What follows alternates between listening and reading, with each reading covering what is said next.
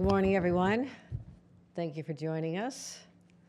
A little cooler here than it was yesterday, right, Zach? Yes. Yeah. Did you see anything really special yesterday?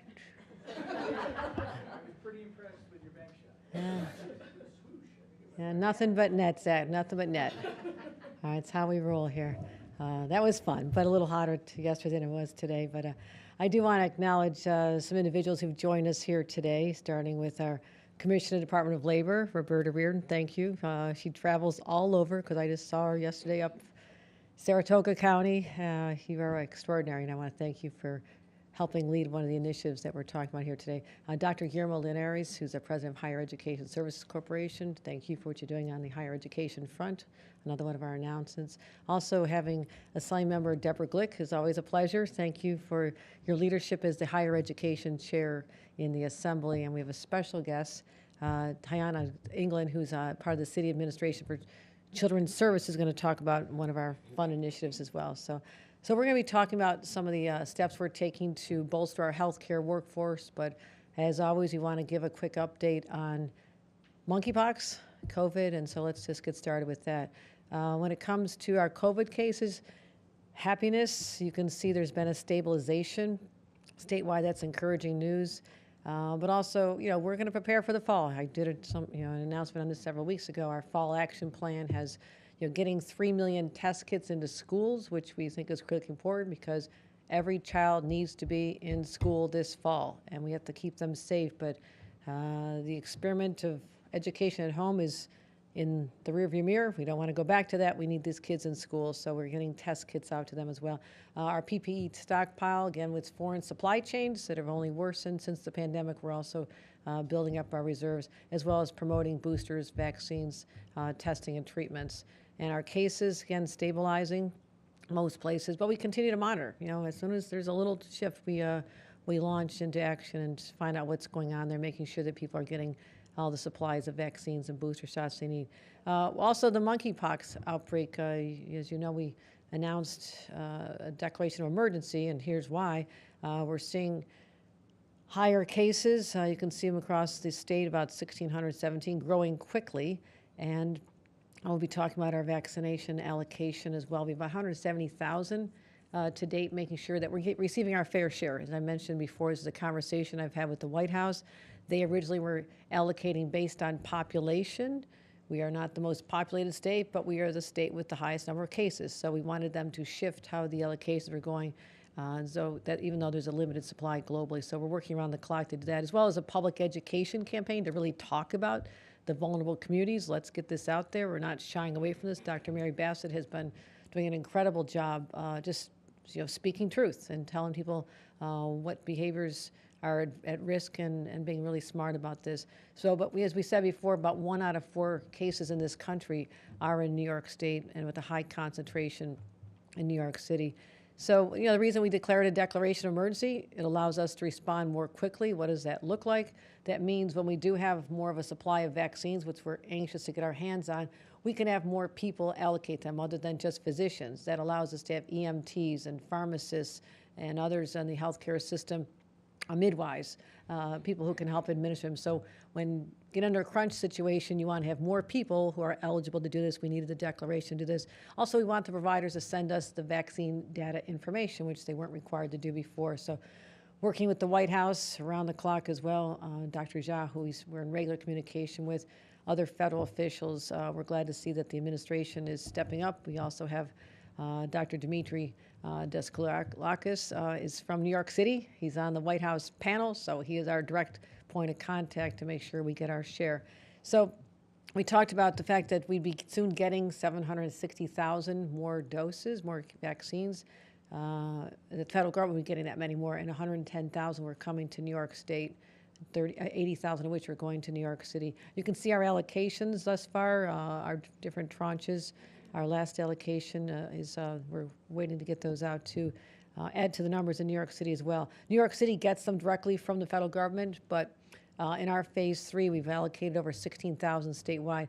We're going to be doing about another 12,000 more, and I'm allocating an additional $4,000 to the city on top of what they're getting from the federal government. So that's what we're just, we're looking at the disease burden, where it's most concentrated, and we're being really smart about that. So we're confronting this outbreak with the urgency that it requires, our full-on attention, and trying to protect the communities and getting the vaccines out there. But also to do this and to do everything related to COVID and other areas, we need a really strong healthcare workforce, and that's what I want to talk about today. So we're going to be talking about the fact that we all saw during the pandemic that there are individuals who, were on the front lines. We talk about them, we honor them, and it's, not all heroes wear capes. Some of them wear scrubs. We saw that. And these individuals have, it's really taken a toll on their own personal lives. We lost a lot of people who had been healthcare workers, who had trained for this. They were concerned about their own health, their own safety ultimately, but the vast, vast majority did stay. And they're the foundation of our medical system. And they got us through the last 2.5 years. There's no doubt about it. Thank God for them. But it did come at a cost, a physical cost, an emotional cost. And they're overworked and underpaid. And, and they did feel, as time went on and people were not complying with getting vaccinated, they just felt frustrated. I saw that as I toured the state speaking to many nurses. They just didn't understand why people weren't protecting themselves. So they've been through a lot. But even before the pandemic, we saw signs that the need for healthcare workers back in 2018 would grow by 32% over the next few years, between then and 2028, over the next decade. So we saw that coming already. Then you have the pandemic wreaking havoc on the whole ecosystem. And as a result, our hospitals, our nursing homes, our long-term facilities, and even the homes for our loved ones, people work in their homes, there's a severe shortage of workers to go in there. So it's not just a crisis for these workers, it's a crisis for all of us who really need that health care as well. So it's time to start bolstering that workforce. And I committed during my first State of the State address that we would grow our workforce by 20% over the next 5 years. It's ambitious, it's bold, but that's what we do. And we're going to start by making it easier to become a healthcare worker. And easier means relieving the financial crunch that is required to get the education necessary. So today, we're here to announce our 1,000 scholarship winners of our Nurses for the Future program. We invested over $15 million of our COVID money. We had people selected by a lottery. I announced this way back.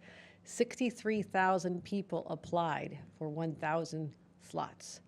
Now, that tells me a few things. There's a lot of interest out there. And so, as we go forth, I'm not making any premature announcements here, but I'm looking at this saying there's demand. People need help to pay for their education. Let's get that done on an ongoing basis. And so we'll be talking to my team about our State of the State addresses. That's for the future. That's for next year.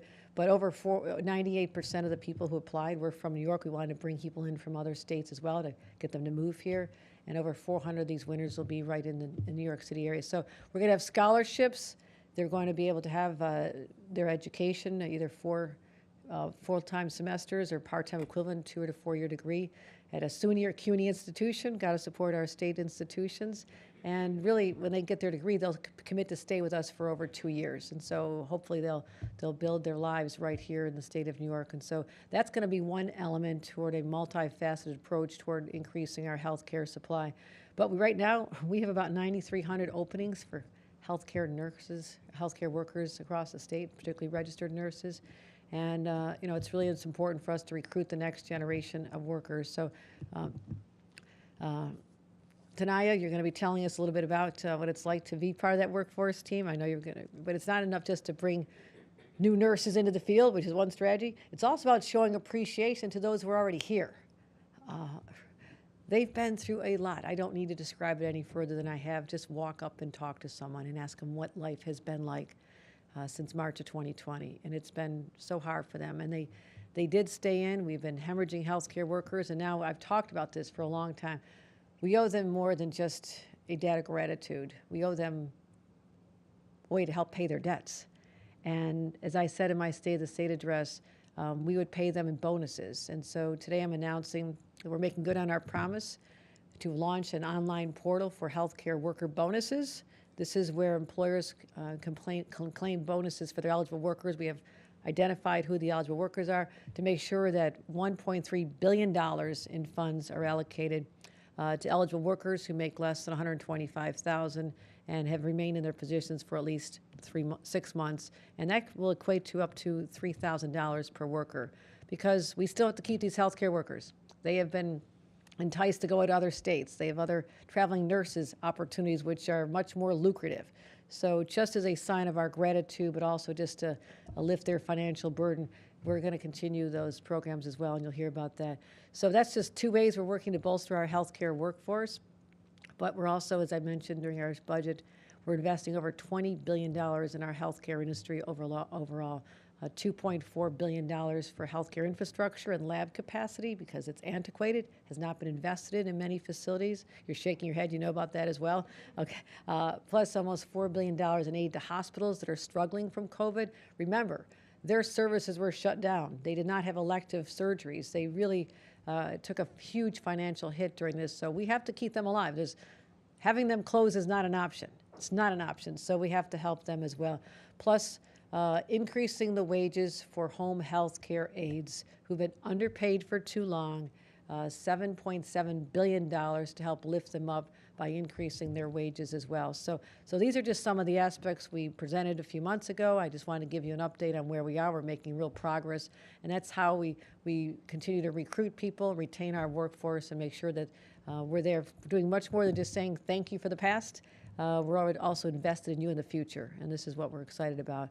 So as long as you show up to your work in New York State, we'll have your backs just like you all have at ours. And so with that, I want to bring up Tanaya England, who, as I mentioned, works for the New York City Administration for Children's Services. And just tell us what it's been like out there, all right? Thank you very much, and I'll be up again shortly.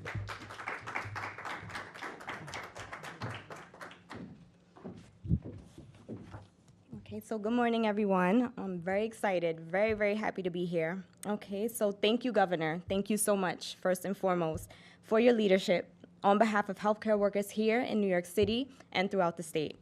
So my name is Tanaya England.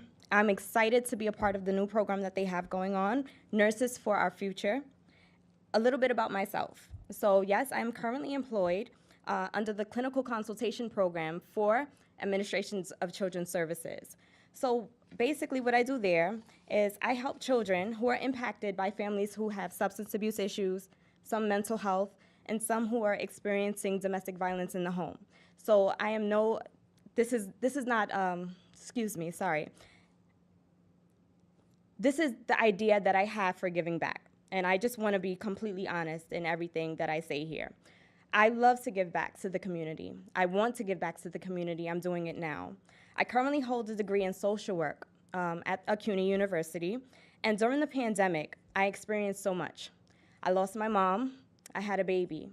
So I got to see firsthand how nurses come in and nurses help the community, they help the people, they make sure that they have everything for us.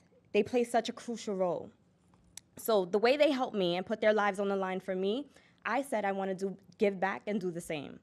The one thing, that kind of stood in my way was I'm a mom of 2 children. So it's not easy. It's expensive. So thinking about going back to school wasn't the ideal dream for me. But my sister told me about Nurses of the Future, and she said apply. I said, okay, I have nothing to lose, and I went and applied. 2 weeks later, I got a call back stating that I had won the scholarship. This was the biggest dream that I had. I wanted to do it, didn't think I can afford it, but now I have the opportunity to do so. So now I can embark on something that I really wanted to do in life. I can focus on learning. I don't have to focus on the cost or anything, and that means so much to me, and I'm so grateful for that. Because a scholarship won't just help me pursue a career in nursing and my dreams, it's also an advancement to support my family. Governor, thank you so much. I want to say thank you for fighting on behalf of healthcare workers across the state, for investing in us, in our future, and investing in the future of New York. Because of the pandemic, if it's taught us nothing, it's taught us that what we need to invest in is to strengthen our healthcare system.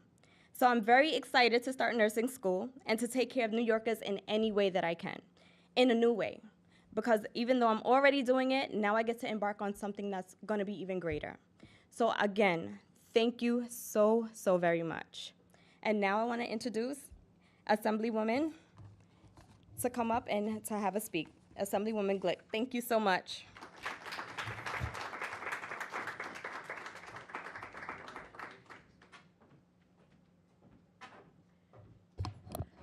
Okay, so now I'm verklempt. That was very moving. I'm just so happy to be here today. Thank you so much, Governor, for having the vision to ensure that we can open the doors to our universities to young people and maybe not so young people who want to give back to their community.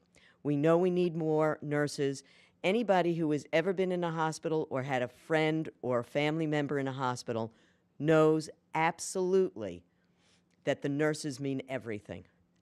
And it is not just a profession, it's a mission.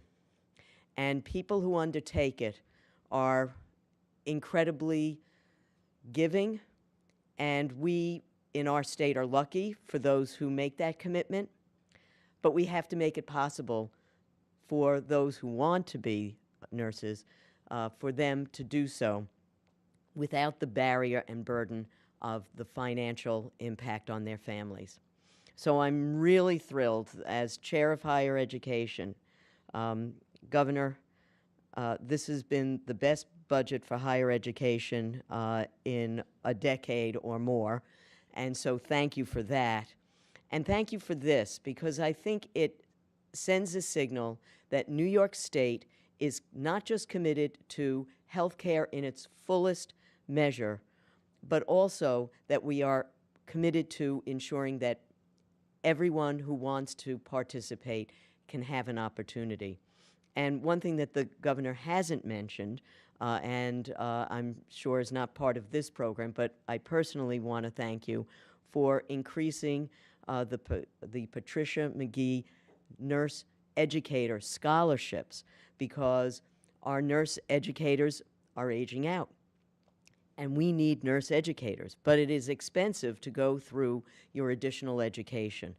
And and I think there probably are some nurses who, through the pandemic, are not sure that they have the stamina in their later years to stay on the floor, but still could give back by becoming nurse educators. And that scholarship offers, I think it's $20,000 for nurses who want to continue their education and become nurse educators for future generations of nurses. So this is a great day and a great budget.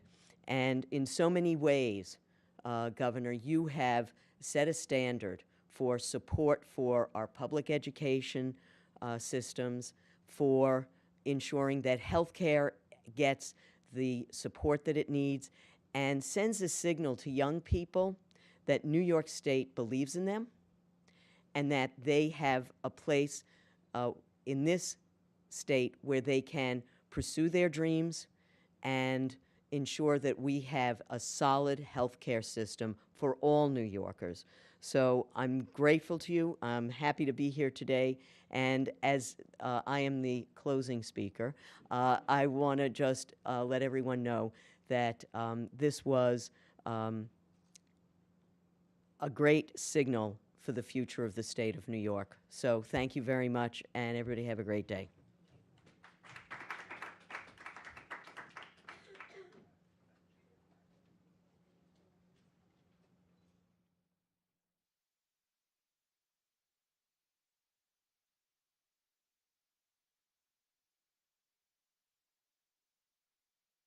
Quick break, I'll be back.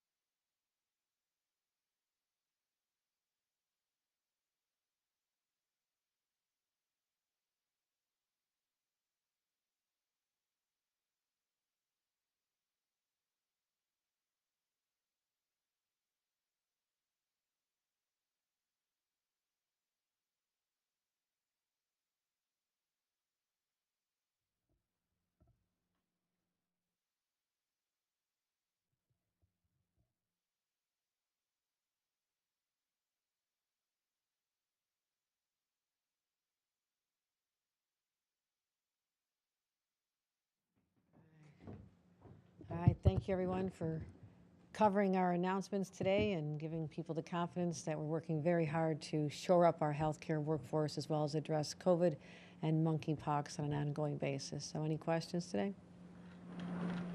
Governor, if I could ask you about COVID in schools, the past couple of years it's been controversial, mandates and the like. Do you plan on issuing either mandates or guidance that you would recommend for schools? We are not making an alteration to the plan that was in place at the end of the school year. For example, based on the numbers we have now, we don't see a need to reinstitute masks, for example. We're going to continue to get test kits out to students and make sure that they have access to vaccines, and for teachers to have access to vaccines and booster shots. But we're promoting those. But as we head into this fall, we have a lot more information than we've had in past years.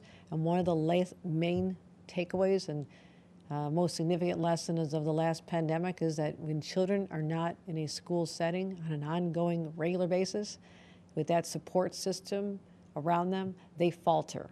And now we're seeing perhaps a generational impact on the children who were home for 1.5, 2 years.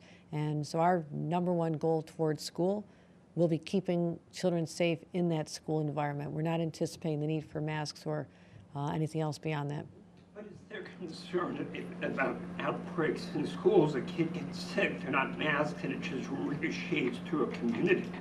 Well, that can happen in any environment. And we've never seen any data that shows that children are more vulnerable in school settings than they are in their family gatherings or, in an after-school program or in a daycare setting. So we've not seen evidence that children are more uniquely affected.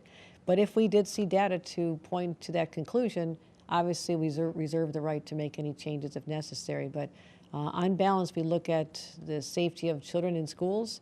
We have now more data to review, including last semester, where we did not see a spike in cases once they returned to school and when masks were coming off.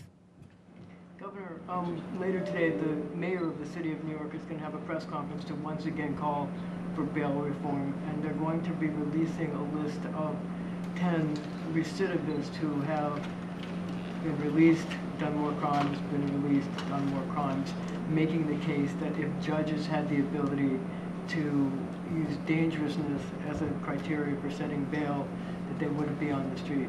I wonder if you support that concept of giving judges the ability to consider dangerousness, and if you would dedicate yourself to trying to get the legislature to do that.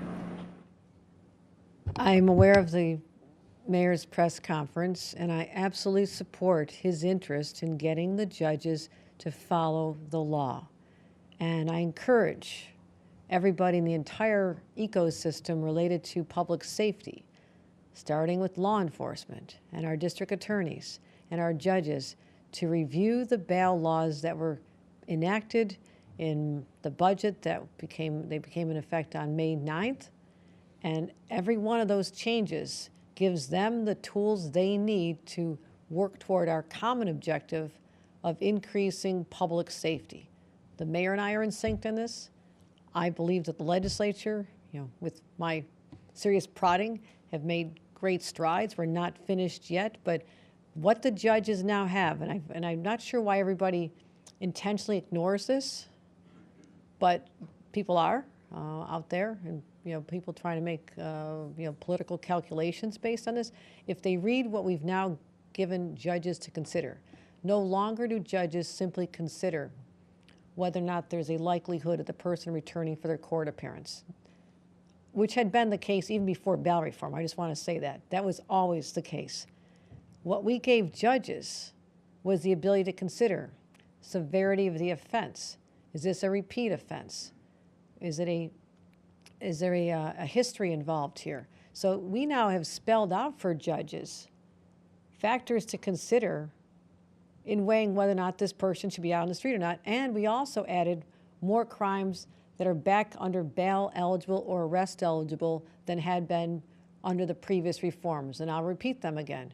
Hate crimes, gun crimes, violation of an order of protection. There is an entire list. So what I think is missing here in this whole conversation is the analysis of what we actually did, looking now to see whether or not the judges are properly executing under those standards, whether the DAs are now following what we've now given them to consider. In fact, we made it a lot easier for district attorneys because they complained to us that hundreds and hundreds of cases were being dismissed based on technicality, one bit of evidence is missing.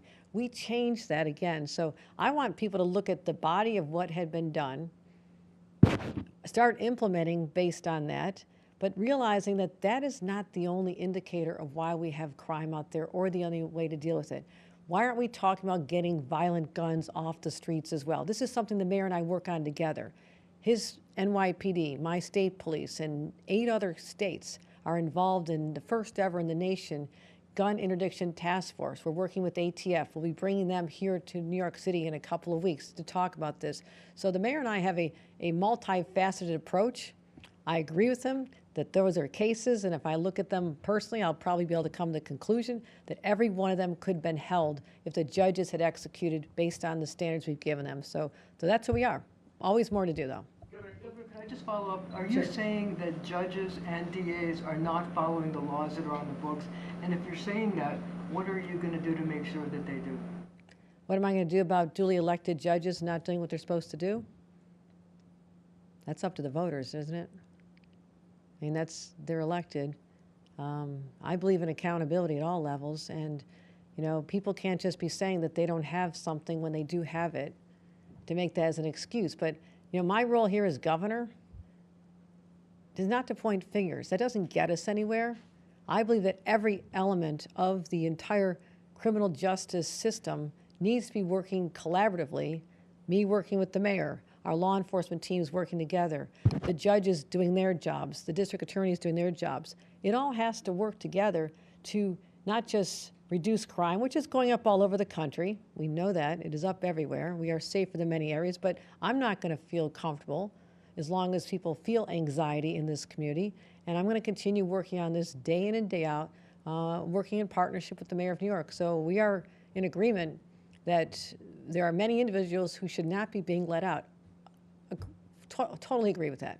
Is it fair to say that maybe judges are a little bit confused on the law? There's such a long list of what is bail eligible, what is not. A dangerousness standard would kind of clear that up because it's no longer based on cash bail. It would be based on their discretion. Remember, some of these county leaders are the ones who choose the judges.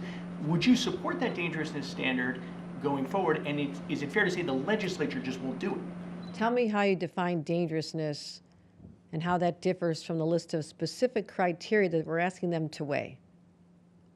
Is one subjective and one based on metrics?